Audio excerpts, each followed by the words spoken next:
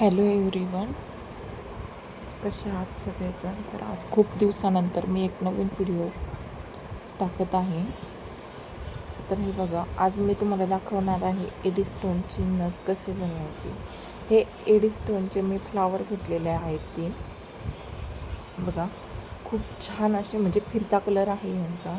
असे लाईटमध्ये धरल्यानंतर ते पिंकही वाटतात, व्हाईटही वाटतात. त्याचप्रमाणे हे बघा, एडीस्टोनचा एक बॉल घेतलेला आहे, 3 फ्लॉवर घेतलेले आहेत. तसेच 18 गेजची वावेर घेतली आहे व 0.3ची रॅपिंग वावेर. असं मी लागणारं साहित्य इथे घेतलेलं आहे. खूप कमी साहित्यामध्ये होणारी ही एक एडीस्टोनची नवीन डिझाईन मी तुमच्यासमोर दाखवत आहे. हे बघा, पहिलं मी इथे शेप देऊन घेतलेला आहे जरा. बघा, हे जे फ्लावर आहेत हे मी ह्या तारेमध्ये घालून घेत आहे व ह्या रॅपिंग वायर ही लावून घेतलेली आहे, जेणेकरून आपल्याला ते फिक्स करण्यासाठी ह्या वावेरची गरज पडते. त्यामुळे मी आधीच ती रॅपिंग वायर पण लावून घेतलेली आहे त्याला.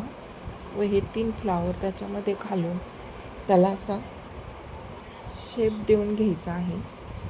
तर हे बघा, असं नाही फक्त त्याच्यामध्ये घातल्यानंतर रॅपिंग वावेरची गरज लागत नाही असं काही नाही.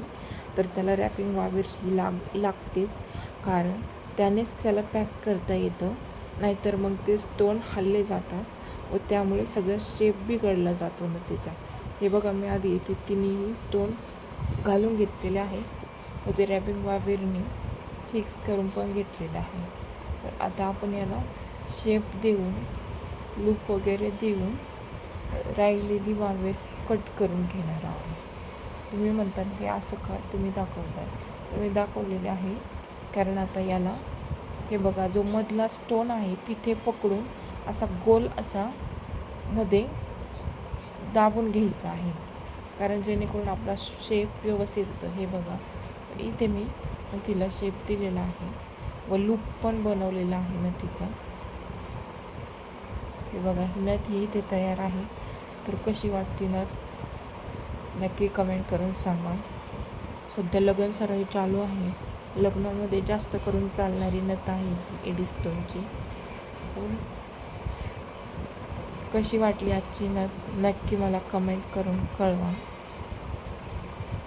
तोपर्यंत धन्यवाद, बाय बाय, टेक केअर. भेटूया नेक्स्ट व्हिडिओमध्ये. चलो बाय.